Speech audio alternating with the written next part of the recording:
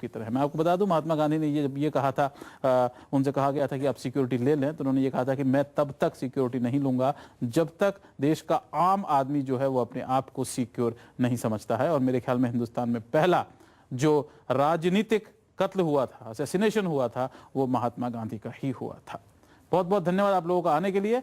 और शुरुआत हम करते हैं वेद मारवा साहब से, जो कि दिल्ली पुलिस के कमिश्नर रह चुके हैं, गवर्नर रह चुके हैं, एनएसजी के अध्यक्ष रह चुके हैं। आप बताइए कि क्या वास्तव में वीआईपी सिक्योरिटी स्टेटस सिंबल बन गया है या वास्तव में जरूरत है वीआईपी सिक्योरिटीज की इतनी? पंकज जी, जहाँ तक सुरक्षा का संबंध है, मैं समझता हूँ कि जिस प्रकार से स्थिति अब हमारे देश में और हमारे पड़ोस में है, तो ये कहना कि हमारे जो लीडर्स हैं उनको सुरक्षा नहीं मिलनी चाहिए, ये बहुत बड़ी भूल होगी।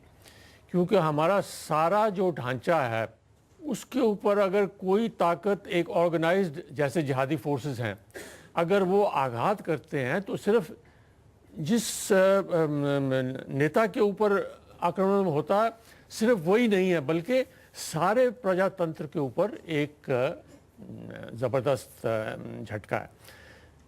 लेकिन आपने बिल्कुल ठीक कहा कि जिस प्रकार से ये वीआईपी सिक्योरिटी अब हमारे देश में बन गई है, ये एक प्रोटोकॉल और स्टेटस सिंबल बन गया।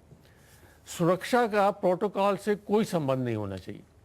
और ये जो क्लासिफिकेशन हो गई हैं एक्स वाई जेड प्लस, और उसको रिलेट कर दिया गया है कि उस पर्सन का स्टेटस क्या है। एक रियलिस्टिक असेसमेंट हो सिक्योरिटी थ्रेट की। अब सिक्योरिटी थ्रेट्स दो तीन तरह की हो सकती हैं। एक सिक्योरिटी थ्रेट है कि जो अपने निजी कारणों से किसी व्यक्ति से, किसी अपराधी से, किसी प्रतिबंधी से आपको खतरा है। तो मैं समझता हूँ ऐसे लोगों को तो सिक्योरिटी का खर्चा खुद उठाना चाहिए।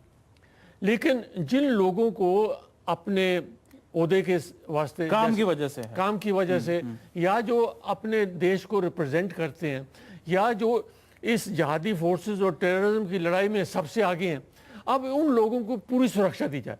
और वो सुरक्षा दी जाए जिस प्रकार से उनका रहन सहन का तरीका है, जिस प्रकार से उनका अपना बिजनेस जो ऑफिशियल काम है, उसको देखते हुए एक इफेक्टिव सिक्योरिटी हो। बिल्कुल, सरकार ने अभी हाल ही में जो रिव्यू हो रहा है तो उसमें कहा है कि लालू प्रसाद यादव क्योंकि वो मंत्री नहीं है, रामविलास पासवान क्योंकि अब वो मंत्री नहीं है, जयप्रकाश यादव क्योंकि वो मंत्री नहीं है, शिवराज पाटिल क्योंकि अब वो मंत्री नहीं है, और नटवर सिंह क्योंकि अब वो मंत्री नहीं है, उनकी सिक्योरिटी जो है दोबारा रिव्यू की जाए, कम की जाए। इसके अलावा 3 बड़े अधिकारी देश के जो हैं, वी के दुग्गल जो कि होम मिनिस्ट्री में काम किया करते थे, के पॉल दिल्ली पुलिस के कमिश्नर रह चुके हैं, और विजय शंकर सीबीआई के जो डायरेक्टर रह चुके हैं, उनकी सिक्योरिटी कम की जाए। तो जो आप बात ये कह रहे हैं, अगर हम आरोप लगाएं तो वो है राजनेताओं के ऊपर कि उनको सबसे ज्यादा सिक्योरिटी की जरूरत क्यों पड़ती है, क्या उनका काम ऐसा है, क्या रेल मंत्री जो हैं उनको सिक्योरिटी की जरूरत है, वो ऐसा क्या काम कर रहे हैं जिससे कि उनके खिलाफ खतरा हो सकता है। मैं आपसे शुरू करता हूं कि क्या वरुण गांधी को सिक्योरिटी मिलनी चाहिए, नहीं मिलनी चाहिए? हमारे संविधान में इक्वालिटी का राइट है।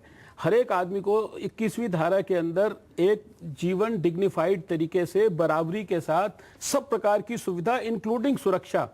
क्या एक आम आदमी की जो प्राण की रक्षा करना वो सरकार का कम जिम्मेदारी है एक वीआईपी के हिसाब से? और मैं ये पूछना चाहता हूं, क्या संविधान में कोई वीआईपी की, वीवीआईपी की, क्या इस प्रकार की कोई श्रेणियां हैं? अगर नहीं है तो मैं ये मानता हूं कि सिक्योरिटी किसी को भी अगर दी जाए, इसके लिए आप एक बड़ी एजेंसी बनाइए जिसको आज वास्तव में जो असुरक्षा महसूस कर रहा है, चाहे वो नेता है, चाहे वो किसी भी कैटेगरी का है, सरकार से डिमांड करे, पैसा खर्च करे, सिक्योरिटी ले, और अपने आप को, अगर वो स्पेशल सुरक्षा चाहता है, स्पेशल सुरक्षा ले। दिग्विजय सिंह जी मंत्री रह चुके हैं, इनके पास में सिक्योरिटी हुआ करती थी, एक्सटर्नल अफेयर्स मिनिस्टर रह चुके हैं। जब मुशर्रफ साहब हिंदुस्तान आए थे तो उसके साथ में आप वहां पे लगे थे, आप मिनिस्टर इन वेटिंग थे उसमें। क्या आपको तब सिक्योरिटी की जरूरत थी? क्या आपको लगता है कि आपको अभी भी सिक्योरिटी की जरूरत है?